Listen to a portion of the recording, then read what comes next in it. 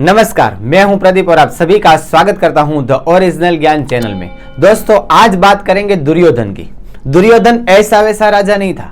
उसके साथ कई लोग खड़े थे, कई महारथी उसके पीछे खड़े थे।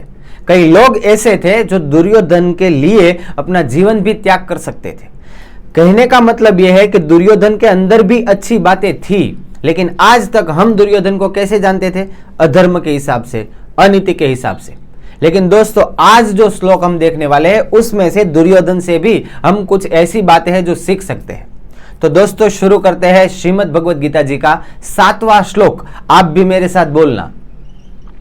अस्माकं तो विशिष्टाये, अस्माकं तो विशिष्टाये, तान्नि बोध द्विजोत्तमा, तान्नि बोध द्विजोत्तमा, नायका मम सैन्यश्च, नायका मम सैन्यस्य, संज्ञार्थं तान् ब्रवीमिते, संज्ञार्थं तान् ब्रवीमिते। अर्थात यहां पर दुर्योधन अपने गुरु जो है सेनापति गुरु द्रोण, उनको बतलाता है। पिछले श्लोक में हमने देखा कि दुर्योधन ने पांडव सेनाओं का वर्णन कर लिया है, लेकिन यहां पर अस्माकं तु विशिष्टाय, यानी कि अपनी ओर से जो विशेष करके जो लोग हैं, नायका मम सैन्यश्च, यानी कि मेरी सेना के जो सेनापति है, जो मेरी सेना को संचालित करना भली भांति विशेष रूप से जानते हैं, उसको देखते हैं। तान्नि बोध द्विजोत्तम, यानी कि है ब्राह्मण श्रेष्ठ, मेरी सेना में भी कई ऐसे वीर है, जो कई ऐसे सेनापति है जो मेरी सेना को संचालित करने में विशेष रूप से निपुण है। दोस्तों, सिंपल सी बात है, हम सबको पता है कि जब भी हम कोई चुनौती को देखते हैं तो चुनौती को देख लेने के बाद उससे लड़ने के लिए हमारे पास क्या क्या स्ट्रॉन्ग पॉइंट है वो हमें सबसे पहले देख लेना चाहिए। दोस्तों, हम जीवन युद्ध लड़ते हैं और उसमें कई ऐसी चुनौती होती है जो एनालिसिस करने के बाद हमें ये देख लेना चाहिए कि हमारे पास उससे लड़ने के लिए क्या क्या व्यवस्था है, क्या क्या स्किल है, क्या स्ट्रॉन्ग पॉइंट्स है। दुर्योधन से ये बात सीख सकते हैं।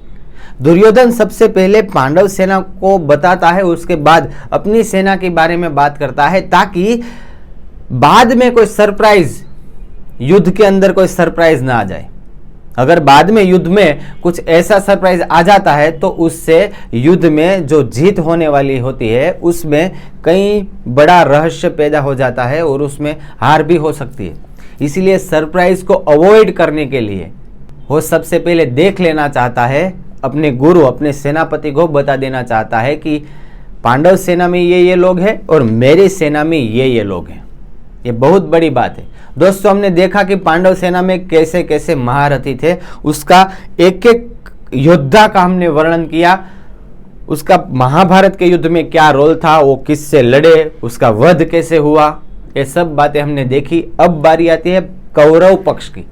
कौरव सेना की यहाँ पर दुर्योधन बात करता है, बहुत अच्छी बात है। दोस्तों, यही बात जो है वो हमें सीखनी चाहिए कि जब भी हम परेशानियां या मुश्किलों में डूबते हैं तब उनमें से बाहर निकलने के लिए हमें क्या करना चाहिए, ये सबसे बड़ी बात है। अगर उस चुनौती, वो उन परिस्थितियों को हम सोचते ही रहेंगे कि ये कैसे हो गया, कैसे हो गया, कैसे हो गया, उसमें उसका सॉल्यूशन नहीं है। सॉल्यूशन है आगे हमें क्या करना चाहिए, उसमें सॉल्यूशन है। मतलब हमारा जो माइंड है वो प्रॉब्लम सॉल्विंग होना चाहिए। यहां पर दुर्योधन यही बात हमें बताता है। और दोस्तों, आपको क्या लगता है कि दुर्योधन हस्तिनापुर यानी भारत का सबसे बड़ा राज्य और उनका राजा था, बुद्धिशाली था, कूटनीतिज्ञ था, और तभी तो जब कृष्ण का साथ पांडव को नहीं था तब हर बार पांडव को कौरव ने हराया है, दुर्योधन ने हराया है, हर बार हराया है।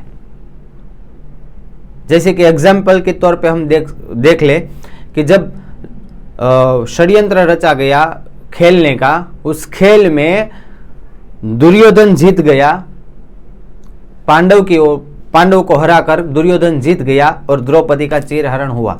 ये सभी बातें हम जब सोचेंगे तब पता चलेगा कि सभी जगह पर दुर्योधन जीता है, जिस जगह पर कृष्ण का साथ पांडव को नहीं मिला है। दोस्तों, तो ये प्रखर कूटनीतिज्ञ भी था और आज से तो कहीं अच्छा राज्य वो चलाता था। उनके राज्य में कहीं ऐसा नहीं लिखा मिलता था हमको कि पानी बचाओ, पेड़ पौधे लगाओ, या घोड़े या रथ की स्पीड इतनी ही रखो, उसमें कुछ लिमिटेशन, ये कुछ नहीं लिखा था। इससे तो कहीं बड़ा राज्य दुर्योधन चलाता था। मतलब कहने के मेरा मतलब ये है कि मैं ये नहीं कहना चाहता कि दुर्योधन की जैसा बनो, लेकिन हाँ दोस्तों, उसके अंदर भी अच्छी क्वालिटीज है, वो हमें देखनी चाहिए। वो आलसी नहीं था।